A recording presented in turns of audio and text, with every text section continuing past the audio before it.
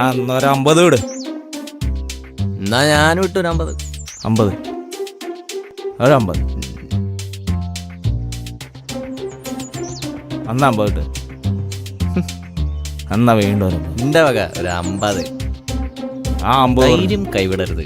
ഇടറാ ഇട് ഇട് മോനെ ഇടറ. ആ എന്നാ തുറക്ക്. എന്നാ കണ്ടടാ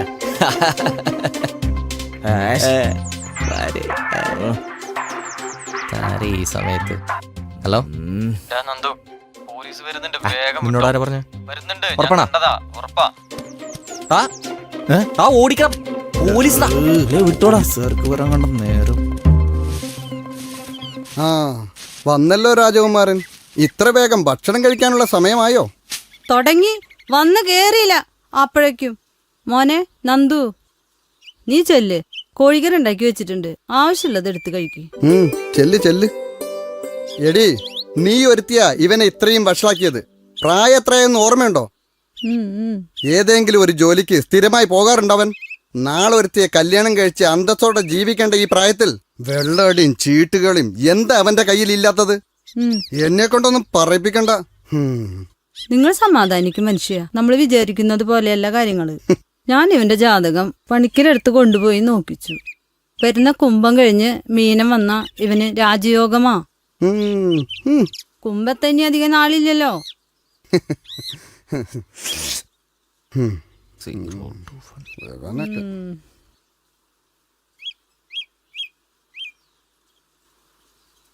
കഷ്ടം.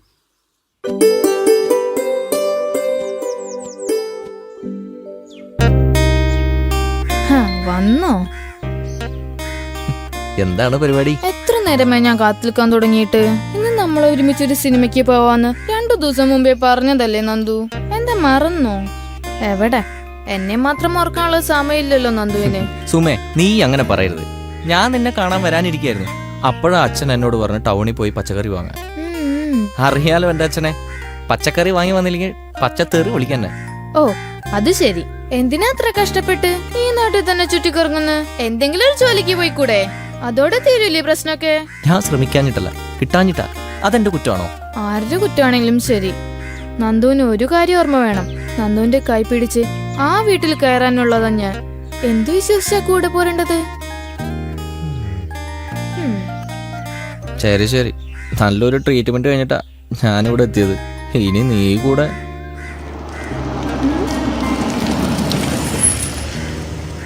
അയ്യോ അച്ഛൻ. ഓക്കേടാ.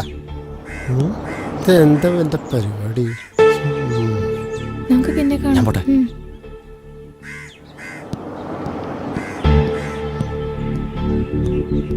മോളെ നിന്നേ.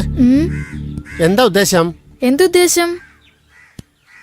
ജോലിയും കൂലി ഇല്ലാത്തവന് നിന്നെ കൈപ്പിടിച്ചു കൊടുക്കുമെന്ന് നീ സ്വപ്നത്തെ പോലും കരുതണ്ട. ഞാൻ ജീവിച്ചിരിക്കുമ്പോ നടക്കില്ല. എന്താണെങ്കിലും ശരി, ഞങ്ങൾ തീരുമാനിച്ചു.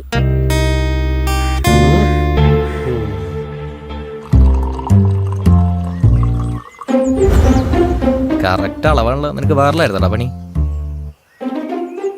Cheers.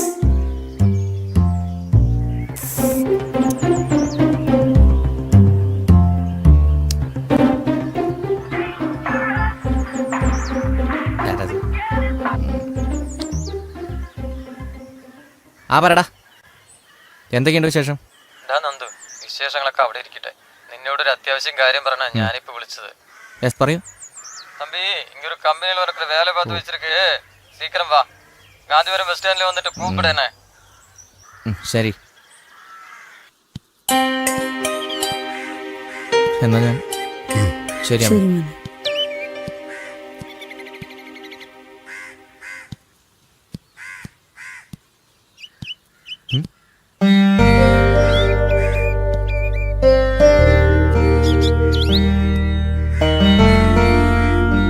എന്നാ ഞാൻ പോട്ടെ. പോയി വരാന്ന് പറയൂ നന്ദു. ഞാൻ വിളിക്കാം. കോയമ്പത്തൂർ എത്തിയിട്ട് ഞാൻ വിളിക്കാം.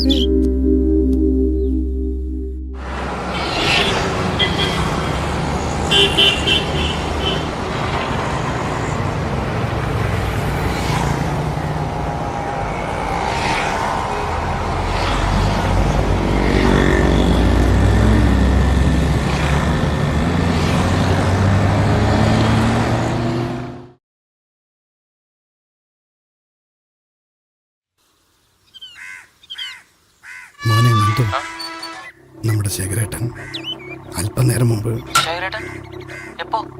അറ്റാക്കായിരുന്നു. ഹോസ്പിറ്റലിൽ പോകാനുള്ള നേരം പോലും തന്നില്ല. അതിനു മുമ്പ് പാവം സുമ, അമ്മയില്ലാത്ത കുട്ടിയാ. ഇപ്പോ അച്ഛനുമില്ല. എത്രയും പെട്ടെന്ന് നീങ്ങുവാ.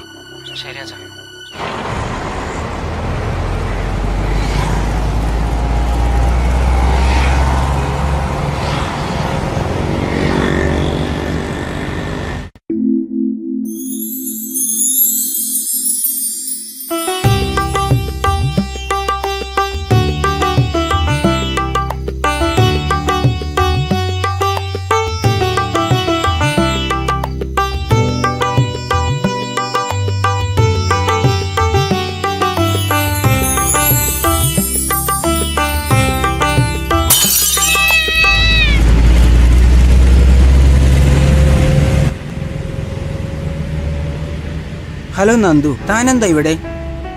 ഞാനിപ്പോ ഇവിടെയാ. ഇതെന്റെ സ്ഥാപനടാ. കുറച്ച് നാളായി തുടങ്ങിയിട്ട്. ആകെ മാറിപ്പോയല്ലോ. Thank you. Wonderful change. ആ, എന്നാൽ best of luck. Thank U.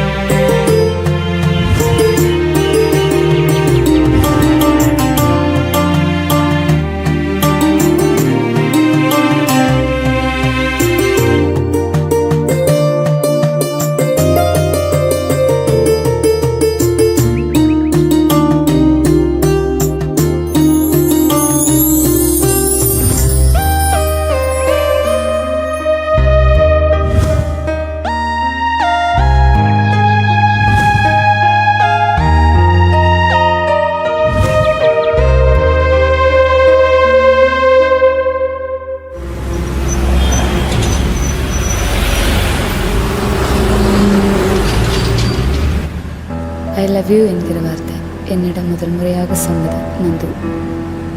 அன்பும் பாசமும் காட்டி ஆசை வார்த்தைகள் சொல்லி என்னை நம்ப வச்சு பல இடங்களிலே சந்திச்சு என் வாழ்க்கையே அவனிடம் பறி கொடுத்துட்டேன். ஒரு நாள் உடனே வரையன்னு சொல்லிட்டு ஊருக்கு போன நந்து திரும்பி வரவே இல்லை. கொஞ்ச நாள் போகத்தான் எனக்கு தெரிஞ்சது நான் கர்ப்பமானது. நந்து இன்னைக்கு வரும் நாளைக்கு வரும் என்று எதிர்பார்த்து வீணா போச்சு. கடைசியில் அம்மாவுக்கும் அப்பாவுக்கும் தெரிஞ்சு போச்சு. குழந்தைக்கு அப்பா யாருன்னு அவங்க எவ்வளவோ கேட்டும் நான் சொல்லவே இல்லை. ஒரு நாள் பிரசவம் முடிஞ்சது. அதுக்கப்புறவும் நான் நந்துவை எதிர்பார்த்துட்டே இருந்தேன். குடும்பத்துக்கு ஏற்பட்ட அவமானத்தில் அப்பா என்னை வீட்டை விட்டு வெளியில் அனுப்பி தலைமொழியிட்டாங்க. இனி நான் எங்கே போவேன்? தப்பு பண்ணிட்டேன், தண்டனை அனுபவிச்சு தான் தீரும். எனக்கு வேறு வழியே தெரியல.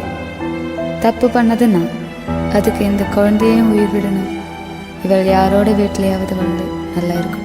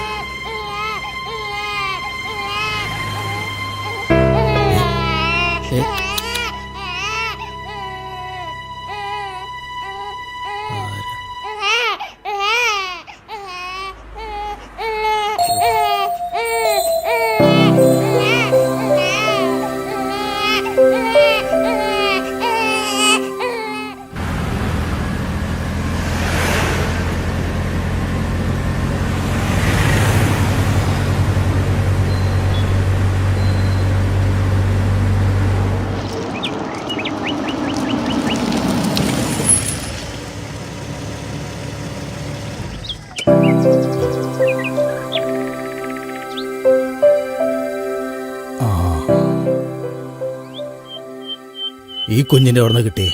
കൂടല്ലൂർ പാലത്ത് വെച്ച് പരിസരത്തങ്ങ് ആരും ഉണ്ടായിരുന്നില്ല. ഞാൻ ഈ കൊച്ചിൻ്റെ അടുത്ത് ഇങ്ങ് പോന്നു. കല്യാണം കഴിയാത്ത ഞാൻ ഈ കുഞ്ഞിനെ കൊണ്ട് വീട്ടിൽ ചെന്ന അച്ഛൻ ഇനി ഈ കുഞ്ഞിനെ. ഇയാൾ ധൈര്യമായിരിക്കൂ, ഇനി കുട്ടിയുടെ കാര്യം ഞങ്ങൾ നോക്കിക്കൊള്ളാം.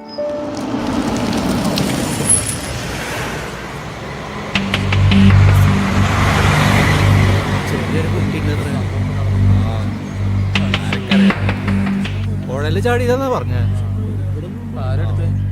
എപ്പോഴാ ഇത് സംഭവിച്ചത്? ഏകദേശം അരമണിക്കൂറായി. ആരാണെന്നതിനെ പറ്റി എന്തായാലും ഈ നാട്ടുകാരെയല്ല, ഈ പരിസരത്തെങ്കിൽ ഇതിനു മുമ്പ് കണ്ടിട്ടുമില്ല. ഒരു കുട്ടിയുമായി ബസ്സിൽ നിന്ന് ഇറങ്ങി വരുന്നത് ഞങ്ങൾ ഇച്ചിരി കണ്ടിരുന്നു.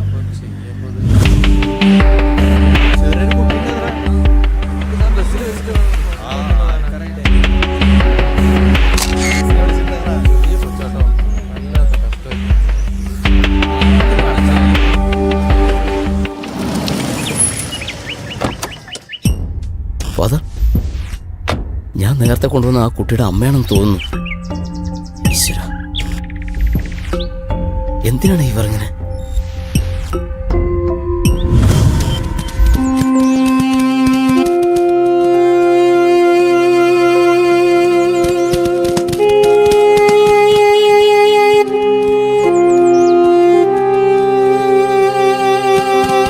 ഒരു വർഷമല്ലേ ആയിട്ടുള്ളൂ, എല്ലാം ശരിയാവും.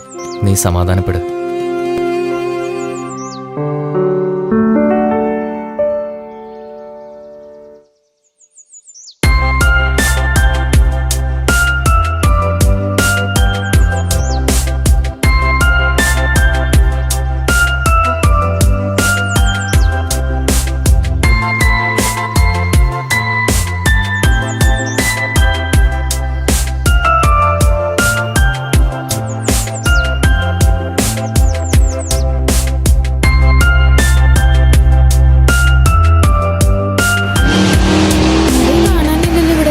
ഡോക്ടർ ഉണ്ടാവോ?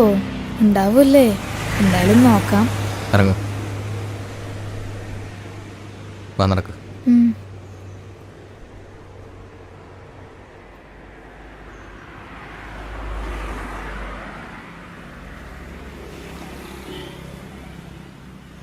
കരയാതെ, ആളുകൾ ശ്രദ്ധിക്കുന്നു. നമുക്ക് ഇനിയും വഴികളുണ്ട്, ട്രീറ്റ്മെന്റ് ഒരുപാടുണ്ട്, നമുക്ക് നോക്കാം.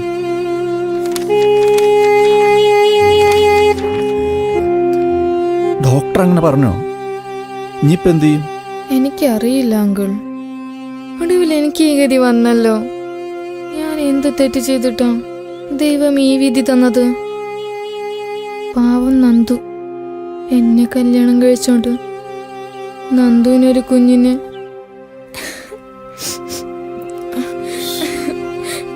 ആ, കരയരുത് സുമേ, നമുക്ക് വേറെ എന്തെങ്കിലും വഴിയുണ്ടെന്ന് നോക്കാം. ദത്തെടുക്കണം. മറ്റൊരു പോംവഴി ഇല്ല എങ്കിൽ നിങ്ങളൊരു കുഞ്ഞിനെ ദത്തെടുക്കണം. ദത്തെടുക്കാനോ? അങ്കിൾ എന്തീ പറയുന്നേ? വിഷമിക്കണ്ട. ഏതെങ്കിലും അനാഥാലയത്തിൽ പോയാൽ കിട്ടും നല്ല കുരുന്നുകളെ. അച്ഛനമ്മമാർ ചെയ്ത തെറ്റിന് സ്വന്തം ജീവിതം അനാഥമാക്കപ്പെട്ടവർ നിരവധി കുഞ്ഞുങ്ങളുണ്ടാവും അവിടെ. അവരിൽ നിന്ന് ആരെങ്കിലും കൊണ്ടുവന്നുകൂടെ ഈ വീട്ടിലേക്ക്?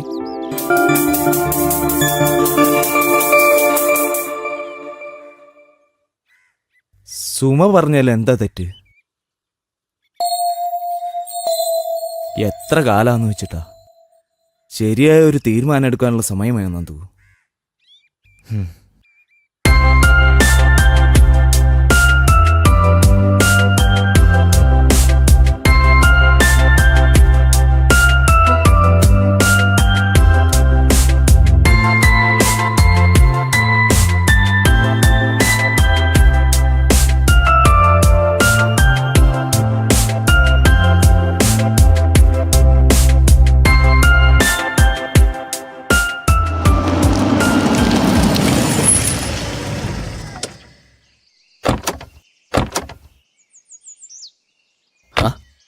Good evening father. Good evening.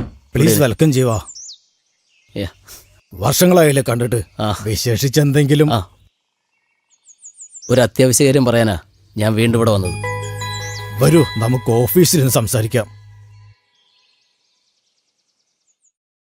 പറയൂ ജീവാ, എന്താണ് അത്യാവശ്യം? ഇത് വൈഫാണല്ലേ? അതെ ഫാദർ, ഞങ്ങളുടെ വിവാഹം കഴിഞ്ഞിട്ട് 5 വർഷമായി.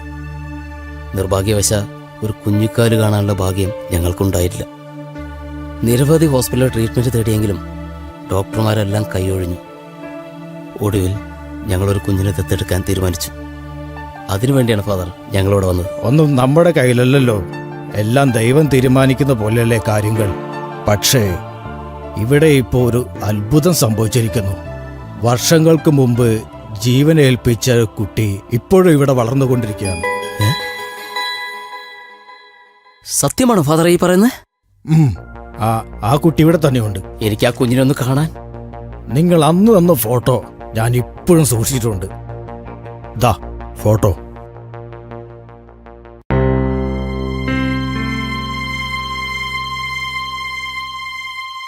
വരൂ ജീവ, അവൾ പുറത്ത് കളിക്കുന്നുണ്ട്. ജെന്നിഫർ വരൂ.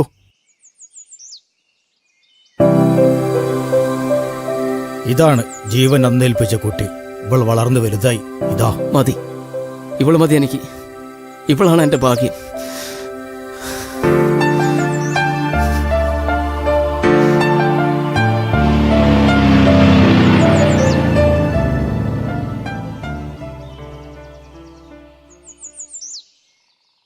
ആരാ? എന്താ? ഞാൻ നന്ദു, ഇതെന്റെ ഭാര്യ സുമ. വരൂ, നമുക്ക് ഓഫീസിൽ ഇത് സംസാരിക്കാം. വാ.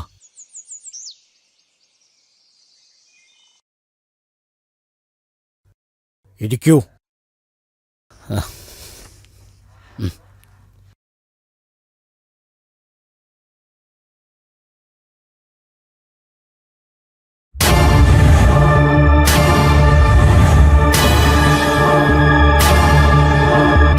ഫാദർ, ഈ ഫോട്ടോ ഇതെങ്ങനെ സംഭവിച്ചു?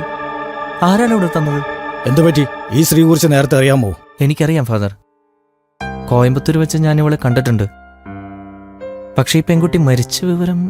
ആ സംഭവം കഴിഞ്ഞിട്ട് വർഷങ്ങളായി. വഴിയരികിൽ ഉപേക്ഷിക്കപ്പെട്ട നിലയിൽ കണ്ടെത്തിയ ആ കുട്ടിയെ ഈ ജീവനാണ് ഇവിടെ ഈ അനാഥാലയത്തിൽ ഏൽപ്പിച്ചത്. പക്ഷേ ആ പെൺകുട്ടി മരിച്ചുപോയെങ്കിലും അവരുടെ കുട്ടിയാണ് ഇപ്പോ ഇവര് ദത്തെടുത്ത ജെന്നിഫർ.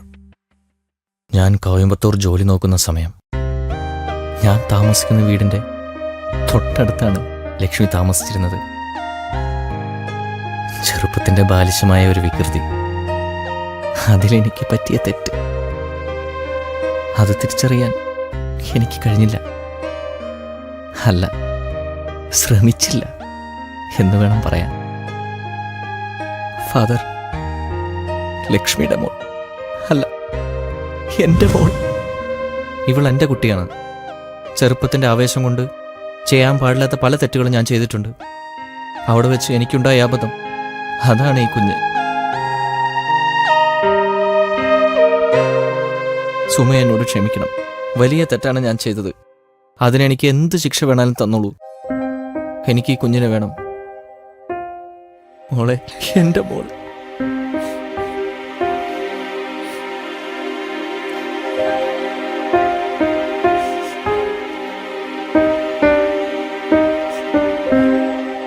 അച്ഛനും അമ്മയും ആരെന്നറിയാത്ത ഒരു കുഞ്ഞിനെ ദത്തെടുക്കാനാണ് നമ്മളിവിടെ വന്നത്. നന്ദുവിന്റെ ചെറിയ പിറന്ന മകൾ ഇവൾ എന്റെയും മോളാണ്. നമ്മൾ വളർത്തുവിളെ. സാരല്ല ഫാദർ, അവൾ പോകുന്നത് സ്വന്തം വീട്ടിലേക്കാണ്. അവൾ അവിടെയാണ് വളരേണ്ടത്. ഇതാണ് ദൈവനിശ്ചയം.